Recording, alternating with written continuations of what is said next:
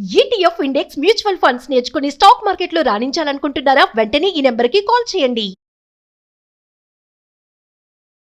నమస్తే, welcome back to Suman TV. Present మనతో పాటు ఉన్నారు 24 ఇయర్స్ నుంచి అమెరికాలో ఉంటున్నటువంటి ఎంఎన్సీ ఎగ్జిక్యూటివ్ వీరభద్రరావు గారు. సార్తో మాట్లాడదాం. నమస్తే సార్. నమస్కారం. సో మరి లేటెస్ట్ గా ట్రంప్ గోల్డ్ కార్డ్ ఒకటి మళ్ళీ రిలీజ్ చేశారని న్యూస్ చూస్తున్నాము. కమింగ్ టు EB-5 వీసాకి గోల్డ్ కార్డ్ కి డిఫరెన్షియేషన్ ఏంటి, బెనిఫిట్స్ ఏమి ఉంటాయి అసలు ఈ గోల్డ్ కార్డ్ వల్ల? సో EB-5 వీసా అంటే ఇన్వెస్టర్స్ వీసా. ఇంతకుముందు 800,000 500,000 ఉండేది.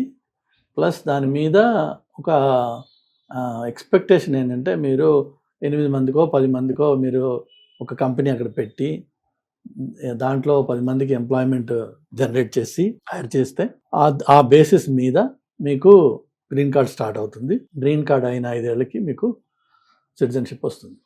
అది ఒక పద్ధతి పెట్టారు. అప్పుడు చాలామంది చైనా నుంచి, ఇండియా నుంచి ప్రాబబ్లీ కొంతమంది, అందులో దానికి ఆ ఇన్వెస్ట్మెంట్ వైట్ మనీ కావాలి. మీ దగ్గర ఎంత బ్లాక్ ఉన్నా అది అక్కడ హెల్ప్ చేయదు, వైట్ కావాలి. సో కొంత కష్టం ఉంది అందులో. బట్ ఎవరైతే వైట్ ఉంది, వాళ్ళకి ఇండస్ట్రియలిస్టులు ఉన్నారు పెద్దవాళ్ళు, వాళ్ళు ఈ 500,000 800,000 పెట్టి ఒక చిన్న షాప్ పెట్టి అందులో 10 మందికి ఎంప్లాయ్మెంట్ కల్పించి వాళ్ళు గ్రీన్ కార్డు స్టార్ట్ చేసేవాళ్ళు. అలాంటి అడ్వాంటేజ్ తీసుకున్నారు చాలామంది. ఇప్పుడు ట్రంప్ స్టైల్ ఏంటంటే దానికి ఆయన స్టాంప్ ఉండాలి. సో ఆ ముందుది తీసేసేయాలి. కొత్తగా ట్రంప్కి గోల్డ్ అంటే బాగా ఇష్టం. అన్ని డెకరేషన్స్ కూడా గోల్డ్ తోటే ఉంటాయి. సో కొత్తగా ఏంటంటే ట్రంప్ గోల్డ్ కార్డు $1 million. ఈ $1 million నువ్వు ఎందులోనూ బిజినెస్లో ఇన్వెస్ట్ చేయట్లా, గవర్నమెంట్కి నువ్వు $1 million ఫీజు కట్టేస్తున్నావు డైరెక్ట్గా. అఫ్ కోర్స్ ఈ $1 million అగైన్ అది వైట్ సోర్సెస్గానే ఉండాలి అంటున్నారు, ఆ సోర్సెస్ని వెరిఫై చేస్తాం అంటున్నారు. కానీ అది కొంత అపనమ్మకం ఉంది దాని మీద. ఆ వచ్చిన మనిషిని మేము వెట్ చేస్తాము, వాళ్ళ బ్యాక్గ్రౌండ్ చూస్తాము అంటున్నారు, అది కూడా డౌట్ఫుల్లే. బట్ ఎసెన్షియల్లీ ఏంటంటే అమెరికాకి కొన్ని లక్షల కోట్ల అప్పులు ఉన్నాయి. ఈ అప్పులు తీర్చడానికి రకరకాల పద్ధతులు కావాలి. అందులో ఈయన అనేది ఏంటంటే ఈ $1 million ట్రంప్ గోల్డ్ కార్డు పెట్టి నేను 1 million పీపుల్ని తీసుకొచ్చాను అనుకో, ఆటోమేటిక్గా $1 trillion వస్తుంది, మన అప్పు తగ్గిపోతుంది. కానీ అన్ఫార్చునేట్గా ఈవెన్ దో ఆ గోల్డ్ కార్డ్ పెట్టినా అది 99.9% జనాలకి వర్తించదు. అది $1 million పెట్టు కూర్చుని ఎవరు లేడు ఇక్కడ. Disposable money that. $1 million అంటే ఇన్వెస్ట్మెంట్ ఈజ్ డిఫరెంట్. డిస్పోజబుల్, నేను గవర్నమెంట్కి ఆ ఫీ ఇచ్చేస్తాను just for the sake of that card అని అంత తాపత్రయంతో ఉన్నవాళ్ళు మేబీ ఉన్నారేమో కొంతమంది. అంటే ట్రంప్ గోల్డ్ కార్డ్ తీసుకున్న వాళ్ళు ఉండరంటారా? ఎక్కువ మంది ఉండరా? లేరు కూడా, ఇప్పుడు లేరు.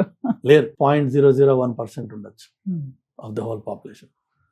సో అది కామన్ మ్యాన్కి వర్తించే స్కీమ్ కాదు. అది it's meant for group of people and వాళ్ళు అడ్వాంటేజ్ తీసుకుంటారు. బట్ ఇప్పటిదాకా అయితే అది అంత హాట్ టాపిక్ ఏం కాలేదు. అది హాట్ కేక్ లాగా అందరూ వచ్చి మీద పడిపోయి నేయిస్తాం మిలియన్ అని లైన్లో ఎవరు నిలబడట్లా. మేబీ వాళ్ళకి వేరే ఐడియాస్ ఉంటాయి. వాళ్ళు ఏమి లేకుండానైతే ట్రంప్ గోల్డ్ కార్డ్ అని పెట్టరు. సో వాళ్ళకి ఏదో ఐడియా ఉంది, వాళ్ళు ఏదో ప్రమోట్ చేస్తారు. ఎవరో ఒక సెక్షన్ ఆఫ్ సొసైటీ దానివల్ల బెనిఫిట్ అవుతారు. బట్ వాళ్ళెవరు కూడా కామన్ పీపుల్ కాదు. మనలాంటి వాళ్ళు ఎవరికి కూడా 99.9% మందులకి అది సంబంధించింది కాదు. అంటే ఎందుకు సార్ EB-5 ఉండగా దీన్ని ఎందుకు ఎంటర్ చేశాడు అంటే ట్రంప్ గోల్డ్ కార్డ్ని?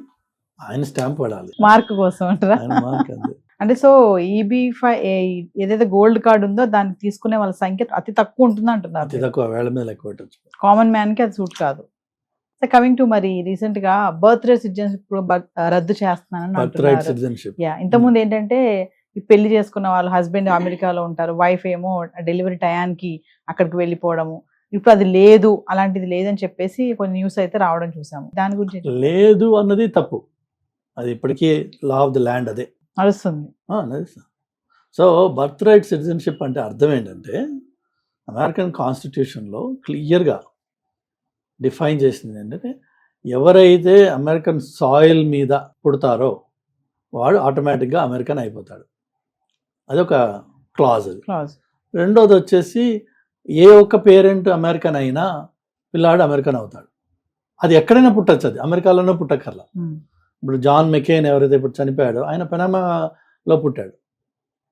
బట్ పేరెంట్స్ అమెరికన్స్ కాబట్టి ఈవెన్ దో అమెరికన్ ల్యాండ్ మీద పుట్టకపోయినా అమెరికన్ పేరెంట్కి పుట్టాడు కాబట్టి he became an American citizen. అలాగా చాలా కేసెస్ ఉన్నాయి.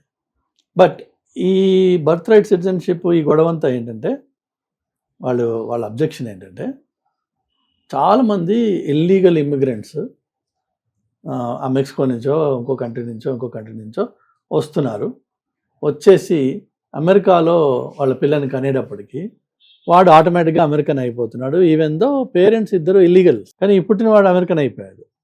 ఓ 10 ఏళ్ళ తర్వాత ఆ పిల్లాడిని పట్టుకుని ఆ పిల్లాడి ద్వారా వీళ్ళిద్దరూ స్పాన్సర్షిప్ చేసుకుంటున్నారు. దెన్ వాళ్ళకి గ్రీన్ కార్డ్ వస్తుంది, ఎందుకంటే ఇమీడియట్ రిలేటివ్ కాబట్టి వాళ్ళకి గ్రీన్ కార్డ్ వస్తుంది. సో ఇలా పిల్లాడిని ఇప్పుడు కానీ ఇక్కడ అమెరికన్ ల్యాండ్ మీద ఉండడం వల్ల వాడిని యాంకర్ బేబీ అని పిలుస్తారు, ఎందుకంటే వాడికి ఆధారం చేసుకుని మిగిలిన అంతా డెవలప్ అవుతుంది కాబట్టి. సో దీన్ని ఖతం చేయాలి అని చెప్పి ట్రంప్ ఉద్దేశం, అతనికి నచ్చదు అది. అయితే ప్రాబ్లం ఏంటంటే అమెరికన్ కాన్స్టిట్యూషన్లో ఇది ఎంబెడెడ్ ఇది. సో మీరు ఒక ప్రెసిడెంట్ వచ్చి ఎగ్జిక్యూటివ్ ఆర్డర్ ఇచ్చినంత మాత్రాన కాన్స్టిట్యూషన్ మారిపోదు. కాన్స్టిట్యూషన్ మారడం అనేది చాలా కష్టమైన పని, ఆల్మోస్ట్ ఇంపాసిబుల్ లాంటి పని. ఎందుకంటే 80% ఆఫ్ ది స్టేట్స్ అప్రూవ్ చేయాలి, అలాగే కాంగ్రెస్ సెనెట్ మెజారిటీస్ తోటి అప్రూవ్ అవ్వాలి, 80% 75%. దెన్ ప్రెసిడెంట్ దాన్ని అప్రూవ్ చేయొచ్చు, సైన్ చేయొచ్చు, సుప్రీంకోర్టు దాన్ని వ్యాలిడేట్ చేస్తుంది, రకరకాల ప్రాసెస్ ఉంది దానికి. సో కాన్స్టిట్యూషన్లో ఉండే ఏ ఒక్క ప్రొవిజన్ కూడా ఎగ్జిక్యూటివ్ ఆర్డర్కి పరిమితం కాదు. అలా అయితే ఎన్నో తేడాలు ఎన్నో మంది తీసుకొచ్చేవారు. ఈయనకి ఆ కోరిక ఉంది. ఈయన ఏంటంటే ట్రంప్ చేసేది ఏంటంటే అన్ని విషయాల్లో కూడా అతను తన అధికారానికి ఎంత దాకా హద్దులు ఉన్నాయి, ఎవడు నన్ను ఆపుతాడు చూద్దాం అనే అప్రోచ్లోనే అతను ఫస్ట్ చేసేస్తాడు పని. సో ఈ ఎగ్జిక్యూటివ్ ఆర్డర్ కూడా అలా ఇచ్చింది. ఇచ్చిన అదే రోజు రాత్రి దానికి సూట్లు పడ్డాయి, అయిపోయిన స్టేస్ వచ్చాయి. ఆ స్టేస్ని మొత్తం కంట్రీకి అంతా ఇవ్వకూడదు, ఎవరైతే ఫైల్ చేశారో వాళ్ళకే ఇవ్వాలి, రకరకాలు అయినాయి. ఫైనలీ రీసెంట్గా సుప్రీంకోర్టులో దాని హియరింగ్ కూడా అయ్యింది. ఇప్పుడు దానికి జడ్జిమెంట్ రావాల్సింది ఉంది గరాల. But 99.9999% unless something miraculously something different happens, అది law of the land, it's part of the constitution, it will remain as it is.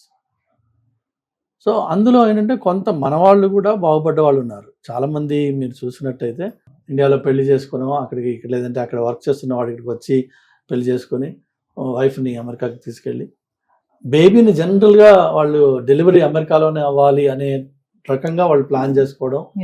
ఎందుకంటే పుట్టంగానే ఆ బేబీ అమెరికన్ అయిపోతుంది, సిటిజన్షిప్ అయిపోతారు, సిటిజన్ వచ్చేస్తుంది. ఈవెన్ దో అక్కడ పెరగకపోయినా తర్వాత పేరెంట్స్ ఇక్కడికి వచ్చేసిన వాళ్ళ లైఫ్లో any time you can go back to America because is a citizen, nobody can stop. అలా ఒక ప్రివిలేజ్ మన వాళ్ళు సంపాదించేవాళ్ళు.